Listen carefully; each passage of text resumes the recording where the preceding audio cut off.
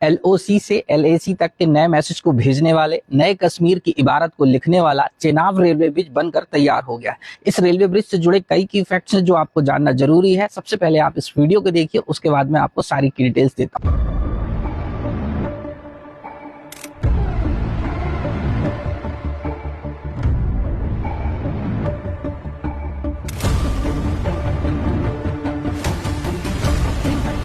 PM Modi आज अर्थात 6 जून 2025 को इसका उद्घाटन करने वाले हैं। देश के इंजीनियर्स की अनूठी कृति कहलाने वाला यह रेलवे ब्रिज चर्चा में इसलिए भी है क्योंकि इसकी जासूसी चीन और पाकिस्तान की ISI के द्वारा भी करवाई गई थी। वहीं अन्य जो की फैक्ट्स हैं वो वन बाय वन मैं आपको समझा रहा हूं, एक एक करके सारी चीजों का आपको ध्यान से सुनना है और सारी चीजों को नोट डाउन भी करना है। पहला की फैक्ट कि यह दुनिया का सबसे ऊंचा रेलवे ब्रिज है, जो यदि आप एफिल टावर से काउंट करेंगे तो एफिल टावर से भी लगभग 35 मीटर ऊंचा है। वहीं पर कुतुब मीनार से यदि काउंट करेंगे तो कुतुब मीनार से 287 मीटर जो है ऊंचा है। वहीं पर नदी तल से अर्थात नदी का जो लेवल है उससे काउंट करेंगे तो ओवरऑल इस ब्रिज की ऊंचाई जो है वो 395 मीटर जो है। इस आधार पर यह सबसे ऊंचा रेलवे ब्रिज है, जो कि दुनिया का सबसे रेलवे ऊंचा ब्रिज भी कहला रहा है। इसी के साथ साथ आपको ये बात याद रखनी होगी कि लगभग 266 किलोमीटर की स्पीड से भी चलने वाली हवाओं को ये झेल सकता है। वहीं पर रिक्टर स्केल पर 8 पॉइंट तक के झटके को ये झेलने में सक्षम है। इसी के साथ साथ आपको ये भी याद रखना होगा मेरे प्यारे अभ्यर्थी, उधमपुर, श्रीनगर और बारामूला को जोड़ने वाला रेलवे लिंक प्रोजेक्ट का हिस्सा कहलाने वाला यह ब्रिज 1315 मीटर जो है लंबा है।